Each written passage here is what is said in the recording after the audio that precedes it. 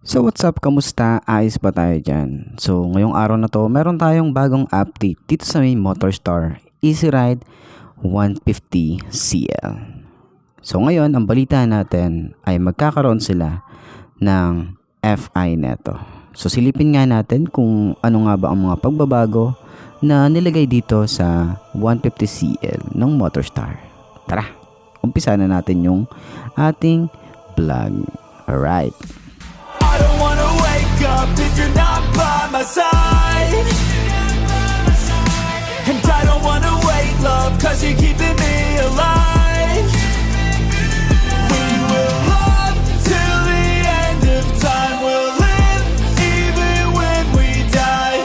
I don't wanna wake up if you're not by my side. They'll have to take us to the afterlife. And I need you, you can save me. I will play through if Alright, alam ko naman na itatanong nyo kung magkano nga ba ang ganitong motorcycle.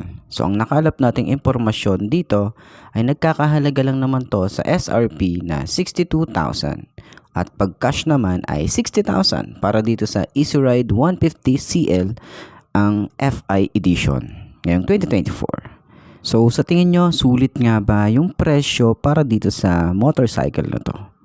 At ano nga ba yung mga binago nila at yung mga dinagdag nila? Silipin natin yan. Isa-isay natin. Ito ang Mini Walk Around News Edition.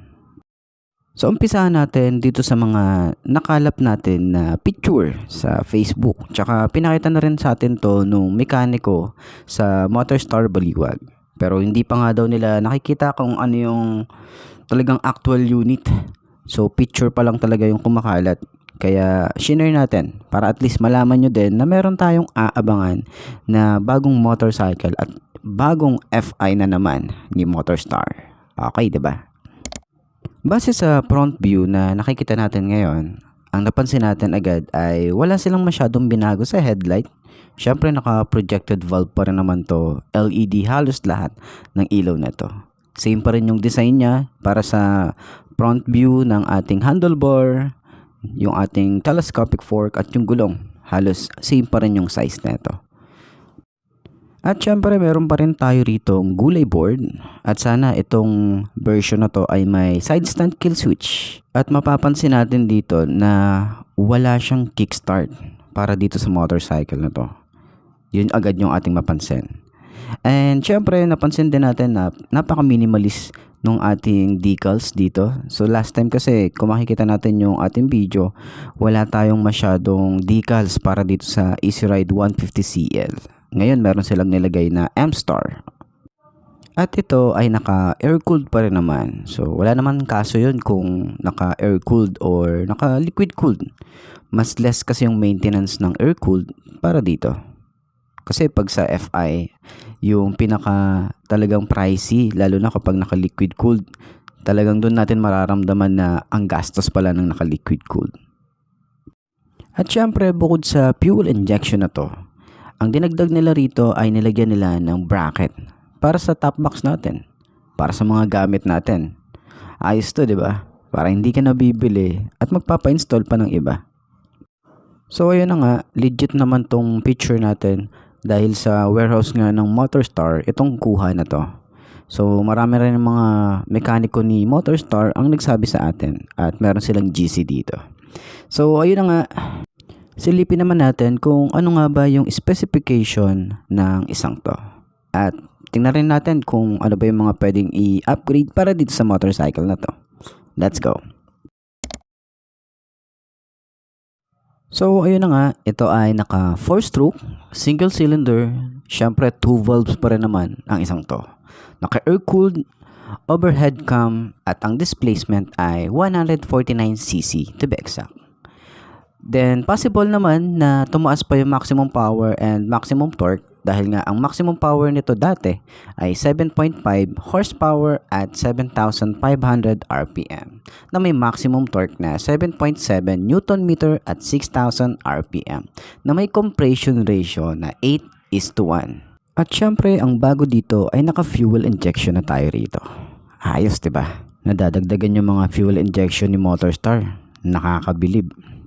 Para sa front suspension, ito ay naka-telescopic fork. At sa front tires naman, ang size natin ay 80 by 90 by 14. Tube type pa rin naman ang isang to.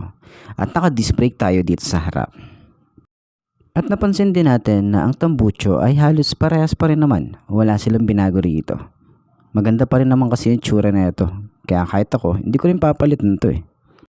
Para sa kanyang rear suspension, ito ay naka-monoshock.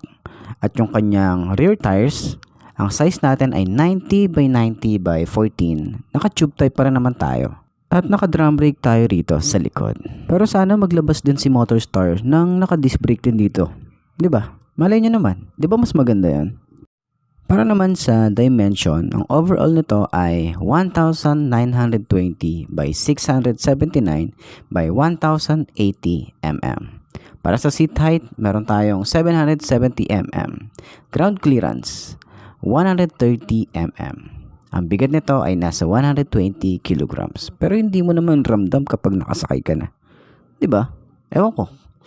Yun lang yung pakiramdam ko eh. Ang fuel capacity ay nasa 5.5 liters. Malayo na rin yung mararating mo. Lalo na ngayon, naka-fuel injection na to. At sana mabigyan din tayo ng pagkakataon na mapahiram ni Motorstar itong mga bagong unit nila. 'Di ba? Para meron tayong long-term review. Baka naman Motorstar. Para naman sa features nito, syempre meron tayo ritong brake lock at naka-digital panel pa rin tayo rito na may USB charging port. At syempre lahat ng ilaw nito ay naka-LED na. At additional lang naman sa mga improvement na gusto natin dito ay sana magkaroon sila ng side stand kill switch. Gawin na rin nilang combi brake itong motorcycle na to. Lagyan nila ng idling stop para at least sumabay sa trend. O kaya naman, gawin din nila na variant na keyless. Malay naman natin, 'di ba?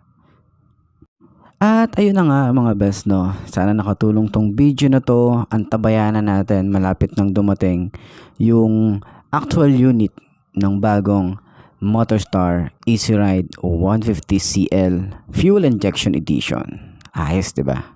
Meron na naman tayong aabangan dito sa Motorstar. Medyo matagal na rin tayo na hindi nakapag-vlog dito. At once na dumating, update ko kayo agad.